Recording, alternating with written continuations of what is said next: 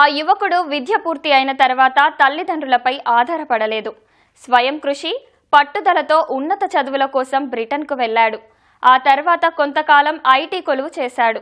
యువతకు ఉపాధి కల్పించేందుకు ఓ సాఫ్ట్వేర్ సంస్థను ప్రారంభించాడు. ఆ సమయంలోనే రాజకీయాలు నిశితంగా గమనించడం, ఓ వ్యాపకంగా అలవర్చుకున్నాడు. మాజీ ప్రధాని డేవిడ్ కామెరూన్ వేగంగా నిర్ణయాలు తీసుకునే పద్ధతి నచ్చడంతో ఆయన స్ఫూర్తితో కన్జర్వేటివ్ పార్టీలో చేరాడు. తాజాగా యూకేలో రాయల్ బరో కెన్సింగ్టన్, చెల్సియా డిప్యూటీ మేయర్గా ఎన్నికయ్యాడు. మరి ఈ స్థాయికి రావడానికి అతను చేసిన కృషి ఏంటి? మరిన్ని విషయాలు ఆర్యన్ ఉదయ్ మాటల్లోనే విందాం. బ్రిటన్ గడ్డపై మన తెలుగు తేజం. ఇటీవల కాలంలో ప్రపంచవ్యాప్తంగా వివిధ రంగాల్లో మన భారతీయులు రాణిస్తున్నారు. ప్రత్యేకించి మన తెలుగు వారి కూడా అత్యంత ప్రతిభా పాఠవాలతో రాణిస్తున్నారు. ఇటీవల కాలంలో బ్రిటన్లో జరిగిన ఎన్నికల్లో మన రాయల్ బరో అనే నగరం నుంచి డిప్యూటీ మేయర్గా మన తెలుగువాడు ఎంపికయ్యారు. ఆర్యన్ ఉదయ్ ఆర్ఏటి తన ప్రతిభా పాఠవాలతో డిప్యూటీ మేయర్గా ఆ నగరవాసుల మనసు చూరగొన్నారు. ప్రస్తుతం ఆయన హైదరాబాద్ వచ్చారు. ఆయనతో మాట్లాడదాం. ముందుగా మీకు శుభాకాంక్షలు. మీరు డిప్యూటీ మేయర్గా ఎన్నికయ్యారు. ఒక తెలుగువాడు అయ్యుండి అక్కడ ఎలా మీరు అక్కడ ప్రజల మనసుని గెలుచుకున్నారు చెప్పండి. అక్కడ ప్రజలు ఓటేసేది ఒక సిద్ధాంతంతో ఓటేస్తారు, అంటే ఫిలాసఫీ ప్రకారం ఓటేస్తారు. మీరు సెంటర్ రైట్ అయితే కన్జర్వేటివ్ పార్టీకి, సెంటర్ లెఫ్ట్ అయితే లేబర్ పార్టీకి వేస్తారు. మీకు సీటు తెచ్చుకోవడం అనేది చాలా కష్టమైన పని. అక్కడ మీ దగ్గర డబ్బులు ఉండొచ్చు, మీరు పెద్ద సెలబ్రిటీ అవ్వచ్చు, లేదా మీరు పెద్ద లోకల్ లీడర్ అవ్వచ్చు, అయినా కానీ సీట్ రావడం అనేది చాలా కష్టం. సో సీట్ రావటం 90% ఫస్ట్ పాయింట్. అయితే సీట్ వచ్చినాక ఫస్ట్ మీ ఓట్లు మీకు వచ్చినా కానీ మీ అక్కడున్న పొలిటికల్ ఈక్వేషన్ బట్టి మీరు మీ రెసిడెన్స్తో మంచిగా ఉంటే మిమ్మల్ని గెలిపిస్తారు. Simple logic. మీరు ఎంత కన్జర్వేటివ్ పార్టీ అన్నా సరే మీకు మీరే కాదు వేరే వాళ్ళు కూడా ఆప్షన్ ఉంటుంది. కాబట్టి అంటే ఇక్కడలాగా ఏరియాకి ఒక్కళ్ళు కాదండి. అంటే ఫర్ ఎగ్జాంపుల్ ఒక ఏరియాకి 3 ఎమ్మెల్యేలు ఎలక్ట్ చేసుకుంటారు అనమాట. అది ఎందుకంటే అందుబాటులో ఉండటం కోసం. వ్యక్తిగతంగా రాకపోయినా పార్టీ మీద వచ్చినా వ్యక్తిగతంగా మనం అక్కడున్న రెసిడెన్స్ ఇష్యూస్తోని ఇంటరాక్షన్ సరిగ్గా చేయకపోతే మనకి ఓటు వేయటం జరగదు. సో ఎలా మనసు దోచుకున్నా అంటే ఒకటి ఫస్ట్ పార్టీకి పనిచేశాను, 2 కొంచెం మైనారిటీస్ కాబట్టి అట్లానే మన భాష, మన రంగు, మన సంస్కృతి, మన కల్చర్ సంస్కృతి ఒకటే అది అనుకోవచ్చు, లేదా మన మతం అనుకోవచ్చు, అంతా డిఫరెంట్ కాబట్టి మనం వాళ్ళకి రెస్పెక్ట్ఫుల్గా వాళ్ళకి అర్థమయ్యేటట్టు ఒక ఫ్రీక్వెన్సీలో, ఒక లాంగ్వేజ్ ఫ్రీక్వెన్సీలో అట్లా మాట్లాడిస్తే కంపల్సరీ ఎవరే కాదు, నేనని కాదు, ఎవరైనా గెలుస్తారు. మీ స్వస్థలం భీమవరం, హైదరాబాద్లో విద్యాభ్యాసం జరిగింది. ఆ తర్వాత అనంతరం ఉన్నత చదువుల కోసం లండన్ వెళ్ళారు. మీ కుటుంబ నేపథ్యం ఏంటి? అసలు మీ వెస్ట్ గోదావరి భీమవరం, మా పేరెంట్స్ అక్కడ, మా తాతలు అక్కడి నుంచి. నేను పుట్టింది నర్సాపూర్, వెస్ట్ గోదావరి. చిరంజీవి గారు అక్కడే పుట్టారు, చాలా పెద్ద వాళ్ళు అక్కడ పుట్టారు. సో చాలా గర్వంగా ఉంది నా స్కూల్లో పుట్టడానికి. అయితే నేను పెరిగింది హైదరాబాద్. నేను ఎందుకంటే టెన్నిస్ ఆడటానికి హైదరాబాద్ వచ్చేవాడిని చిన్నప్పుడు. బాగా ఆడటంతో నేను హైదరాబాద్ మూవ్ అవటం జరిగింది. సో ఇక్కడ స్కూలింగ్ మ్యాక్సిమం ఇక్కడే చేయడం జరిగింది. ఇంటర్మీడియట్ రూపతుంగ కాలేజ్ అని కాచిగూడ ఉంది, అక్కడ చేయడం జరిగింది.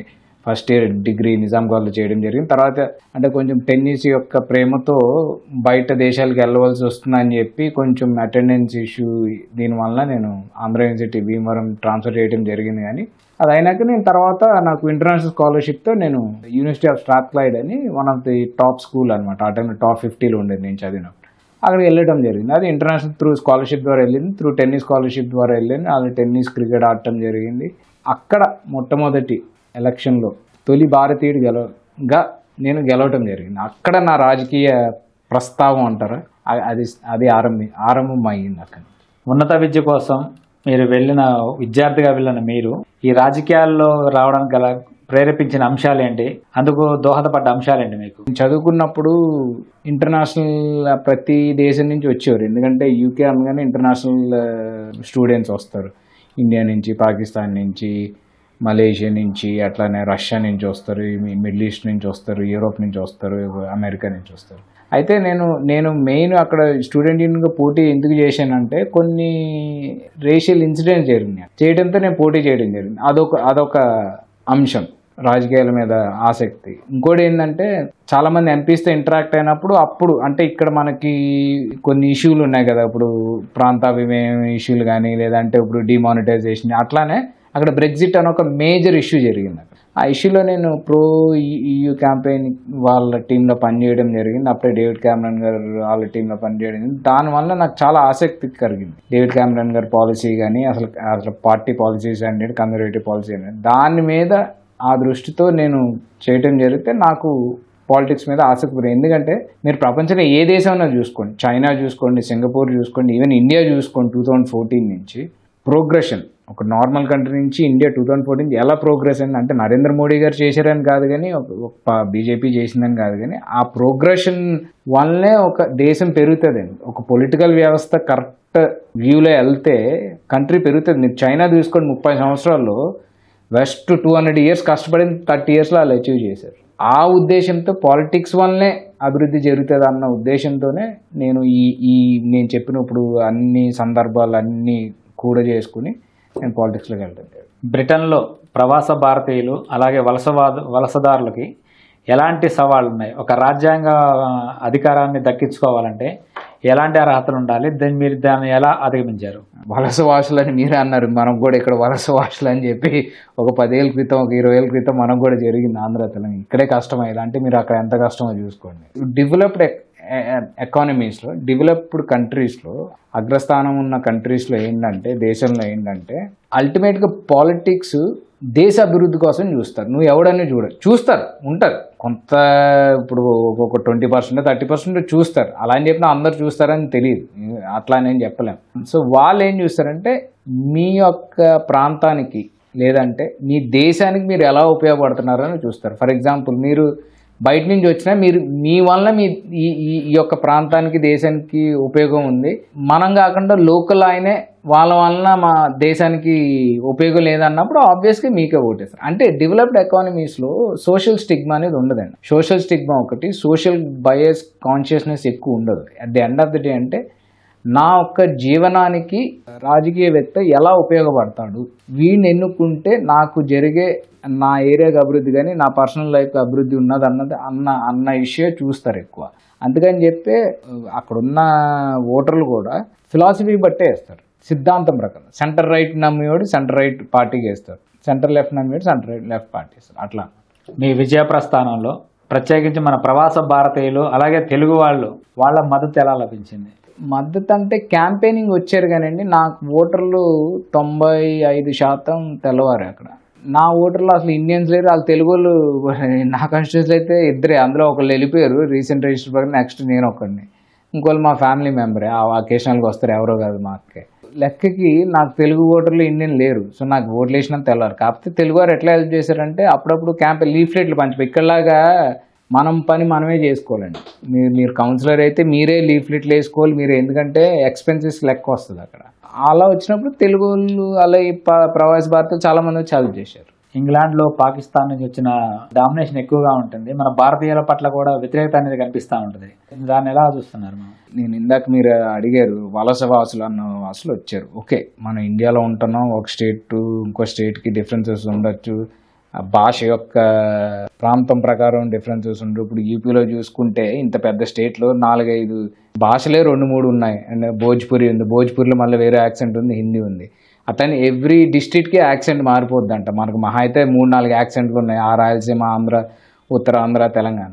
మన పక్క దేశంలో కలిసి ఉంటారండి, మళ్ళీ మనం కొట్టుకుంటాం. మనం ఏది ప్రాంతాల వారిగా, కులాల వారిగా, భాష వారిగా, నీదో వేరే భాష, నాది వేరే భాష, లేదా నార్త్ తోడు వేరే హిందీ, సౌత్ తోడు హిందీ రాదు, మనం తెలుగు, కన్నడ ఇది, అట్లా కొట్టుకుంటాం వల్ల ఉపయోగం లేదు. అంటే మీరు ఇండియన్ పాస్పోర్ట్ తీసుకెళ్ళి బయటికి వెళ్ళి కొట్టుకోకూడదు, ఇక ఇండోర్లో కొట్టుకోండి, తప్పదు అది. ఇంకా ఇప్పుడు తెల్లలు కూడా కొట్టుకుంటారు, నార్త్కి లండన్కి పడదు, ఇప్పుడు మాంచెస్టర్ ఫుట్బాల్ క్లబ్ ఉంది వాళ్ళకి సౌత్కి పడదు, వాళ్ళు కొట్టుకుంటారు. కానీ మీరు బయటకు వెళ్ళినప్పుడు మీరు ఒక భారతీయులు, అఫ్కోర్స్ మీరు భాష మాట్లాడలేకపోవచ్చు, కానీ అందరూ హిందీ అర్థమవుతుంది, అందరూ ఇంగ్లీష్ మాట్లాడతారు, అందరూ కలిసి ఉండాలి. అంటే అదే అంటున్నాను, ఆ కలిసి ఉన్న వాళ్ళే పైకి వస్తారు, కలిసి ఉన్న వాళ్ళు ఆటోమేటిక్గా గెలుస్తారు. అందుకే వాళ్ళు డామినేషన్ అన్న కానీ మెజారిటీ ఆఫ్ ద కౌన్సిల్లో వాళ్ళకి కొంచెం ఓట్లు ఎక్కువ ఉన్నాయి. మీరు హైదరాబాద్లో చదువుకునేటప్పుడు కొందరు విదేశీ విద్యార్థులు పరిచయం అన్నారు. ఆ పరిచయమే మీరు అంటే దేశం దాటి వెళ్ళడానికి ఒక మార్గంగా అనిపించిందా, లేదంటే ఎంచుకున్నారా? అంటే అనుకని నేను టెన్నిస్ ఆడేవాడిని కదా, టెన్నిస్ బాగా ఎక్స్పోజర్ ఉండేది. వేరే ఇతర దేశస్తులు వచ్చేవారు, మేము టోర్నమెంట్స్కి వెళ్తాం. ఓన్లీ కేవలం టెన్నిస్ యొక్క ప్రేమతో, టెన్నిస్లో ఇంట్రెస్ట్తోనే నేను బయటకు వెళ్ళటం. ఎందుకంటే దానివల్లే నాకు మా ఫ్రెండ్స్ టెన్నిస్ ఆడే వాళ్ళు బయటకు వెళ్ళారు, వాళ్ళ ద్వారానే నేను వాళ్ళని చూసే వెళ్ళాను. చెప్పాలంటే చాలామంది ఫ్రెండ్స్ బయటకు వెళ్ళినందుకే నాకు వెళ్ళాలనిపించింది, ఎక్స్పీరియన్స్ ఉంటుంది అనిపించింది, అట్లా వెళ్ళటమే జరిగింది. ఉదాహరణకు మన భారతదేశం తీసుకుంటే నగరాల అభివృద్ధి శరవేగంగా సాగుతుంది. అలాగే బ్రిటన్లో ఇలా ఉంది. మన భారత్ అలాగే మన ఆ దేశంలో ఉన్న తేడా వ్యత్యాసం ఏం గమనించారు? చాలా తేడా ఉందండి. అంటే ఇప్పుడు మీరు లండన్ సిటీ చూసుకుని ఉంటే లండన్లో అండర్ గ్రౌండ్ 100 సంవత్సరాల ముందు కట్టారు. అంటే మొత్తం ఫుల్ లండన్ అంతా ఆల్మోస్ట్ కవర్ అయ్యి అండర్ గ్రౌండ్ ఆల్మోస్ట్ 60s 70sకి వచ్చేసింది. మనకి ఇంకా అభివృద్ధి లేదు. అంటే మనకి ఇండియాని 2 కోణాల్లో చూడాలి. కోణం ఒకటి ఏంటంటే భయంకరమైన అభివృద్ధి, ఫారెన్ రిజర్వ్స్ ఉన్నాయి, military strong, old top economy. ఇంకో కోణంలో చూస్తే lack of infrastructure, poor people, కొంతమందికి ఒక 40 కోట్ల 50 కోట్ల మందికి తిండి లేదు, రోజు ఉపయోగ పని అంటారు కదా, రోజువారీ కూలీలు అంటారు కదా, అట్లా పనిచేస్తున్నారు. ఇన్ఫ్రాస్ట్రక్చర్ లేదు. ఇప్పటికీ ఇలాంటి మహానగరంలో మెట్రోస్ లేవు, ఇప్పటికి ఇంత మహానగరంలో పొల్యూషన్ లేవు. సో చాలా తేడా ఉంది. అంటే మీరు లండన్ లాగా ఒక హైదరాబాద్ తయారవ్వాలంటే 200 years అన్న పట్టచ్చు, అంత ప్రాపర్ రావాలంటే. అంటే మనం ఏదో మాట్లాడేస్తారు మనల్ని ఇండియా డెవలప్ ఇదే, అదే చెప్తున్నారు. 2 కోణాల్లో చూడాలి. ఒక కోణం ఏంటంటే India very good, digitalisation top, ISRO top, foreign reserves top, military top CEOs ఉన్నారు, అదొక కోణం. ఇంకో కోణం ఏంటంటే ఫుల్ భేద, ఇంకా ఇన్ఫ్రాస్ట్రక్చర్ లేదు. ఇంకా ఇంత టాప్ 5 ఎకానమీస్లో ఇప్పటికీ భారతదేశం మొత్తంలో 24 hours పవర్ లేదు. అది కూడా చూడాలి. ఇంటి ముందు గోడ అందంగా ఉంటే సరిపోదండి, ఇంటి లోపల కూడా అందంగా ఉండాలి. ఓకే, అంటే మన ఏంటంటే గోడ చాలా మంచిగా ఉంది, ఎందుకంటే ఆ కోణంలో ఎక్సలెంట్, ఇండియా బాగా చేస్తుంది. కానీ ఇంటి లోపల కూడా చూసుకోవాలి. సో ఇన్ఫ్రాస్ట్రక్చర్ కూడా డెవలప్ చేసుకోవాలి. అంటే అందరూ అంటారు digital infrastructure action. Digital infrastructure చాలా, ఇప్పుడు మీరు ఫోన్పే చేస్తారు, లేదా ఇప్పుడు నాకు ఇందాక డైరెక్షన్ అడిగారు, మీ గూగుల్ మ్యాప్ ఇచ్చి, ఇవన్నీ ఎక్సలెంట్ ఉన్నాయి. ఇవన్నీ ఈజీ చేయటం. మీకు మెయిన్ అన్నింటిలో కష్టం ఏంటంటే ఫిజికల్ ఇన్ఫ్రాస్ట్రక్చరే. దానివల్లే మీకు దేశం అభివృద్ధి అవుతుంది, ఒక డిసిప్లిన్ వస్తుంది, ప్రశాంతంగా బతకొచ్చు, అన్నీ దానివల్ల ఉంటుంది. ఫిజికల్ ఇన్ఫ్రాస్ట్రక్చర్ చాలా ఇంపార్టెంట్. రాజకీయంగా, పాలనాపరంగా భారత్ బ్రిటన్ల మధ్య ఉన్న తేడాలు ఏంటి? మనం మార్చుకోవాల్సిన అంశాలు ఏమున్నాయంటారు? అంటే మనం బ్రిటన్ చూస్తే, బ్రిటన్ అనే కాదండి, చాలా దేశాలను చూసి నేర్చుకోవాలి. ముందుగా రాజకీయం అనేది ప్రజాసేవ, ఫస్ట్ పాయింట్. నేను చాలామంది ఇక్కడ రాజకీయ నాయకులు చూస్తాను, అంటే ఆ మైండ్ సెట్, అథారిటేటివ్, ఆ ఈగో, అహం అంటారు చూసా, నేను పలానా పొలిటీషియన్, ఇది నువ్వు నా రెస్పెక్ట్, ఆ VIP కల్చరు, ఇవన్నీ ఉన్నాయి. అక్కడ ఇవన్నీ నడవండి. ఫస్ట్ ఆఫ్ ఆల్ మీరు పొలిటీషియన్ అంటే ప్రజలకు అందుబాటులో ఉండాలి, ప్రజాసేవ అంతే. అంటే మీకు ఉదాహరణకి ఏంటంటే, నాకు ఒక మంచి కారు ఉంది, రేంజ్ రోవర్, అది వేసుకెళ్ళాలనే నేను భయపడతా. ఎందుకంటే మా మేయర్ చెప్తారు మనంతా మంచి పూర్ పీపుల్కి మనం హెల్ప్ చేయాలి, మన రాజకీయాల్లోకి వచ్చింది అది, మంచి పాలసీలు చేయాలి, మన ఏరియాని మంచిగా చూసుకోవాలి, మంచిగా కాపాడాలి, అదే చూడాలి. అందుకే నేను సైకిల్ మీద తిరుగుతాను ఎక్కువ, కార్ లేకని కాదు. అక్కడ పాయింట్ ఏంటంటే జనాలతో కలిసి ఉండాలి, జనం కోసం పనిచేయాలి, దేశం కోసం పనిచేయాలి. ఒక ఫిలాసఫీ సిద్ధాంతం క్రియేట్ చేసి ఒక ప్రజలకి ఉపయోగపడే పనుల వరకు, అక్కడి వరకే పొలిటీషియన్స్. ఒక VIP కల్చర్ కానీ, ఒక టోల్ గేట్ దాటం కానీ, లేదా ఒక రెడ్ సిగ్నల్ దాటం కానీ, ఒక పోలీసు ఓడి ఫోన్ చేయడం, అవి ఏం నడవ, సిస్టమ్ కూడా అలౌ చేయదు బేసిక్లీ. సో రాజకీయం అనేది కేవలం ప్రజాసేవ. అంటే అది మనకు కూడా ఉండేదంటే ఇదివరకు. వెంకయ్యనాయుడు గారు మొన్న ఒక ఎగ్జాంపుల్ కూడా ఇచ్చారు, మనకు కూడా ప్రజాసేవ ఉండేది. అన్ఫార్చునేట్లీ మనీ రావడంతో పొలిటికల్ గేమ్ చేంజ్ అయింది. బ్రిటన్ గడ్డ రాయ్ బరో నగరానికి డిప్యూటీ మేయర్ అయ్యారు. ఆ తర్వాత మీ భవిష్యత్తు కార్యాచరణ ఎలా ఉంటుంది? భవిష్యత్తు లక్ష్యాలు ఏంటి? ప్రత్యేకించి మన యూత్కి మీరు ఇచ్చే సందేశం ఏంటి?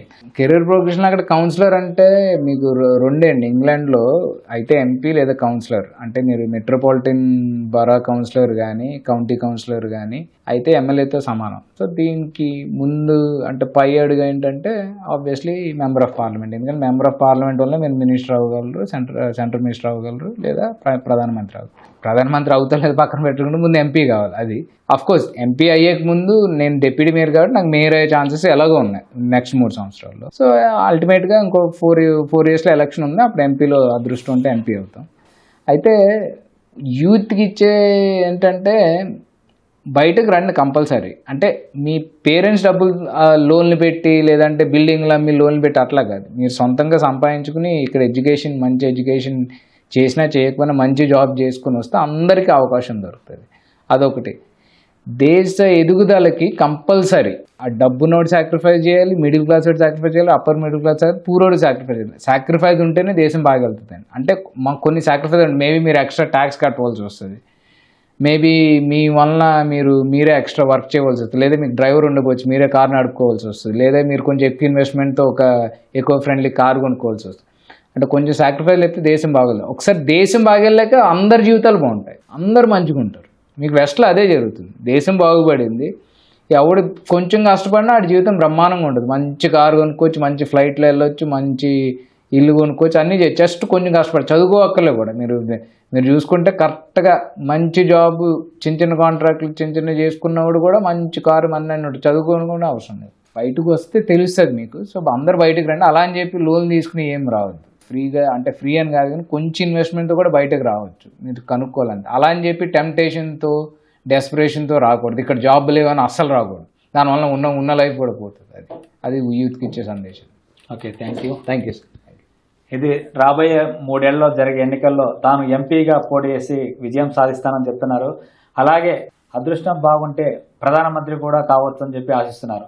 ప్రత్యేకించి యువత సొంత కాళ్ళపై ఎదిగి దేశాభివృద్ధిలో నిర్మాణంలో భాగస్వామ్యులు కావాలని చెప్పి ఆర్యన్ ఉదయ్ సూచిస్తున్నారు. కెమెరామెన్ క్రాంతితో కలిసి మల్లిక్, ఈటీవీ న్యూస్, హైదరాబాద్.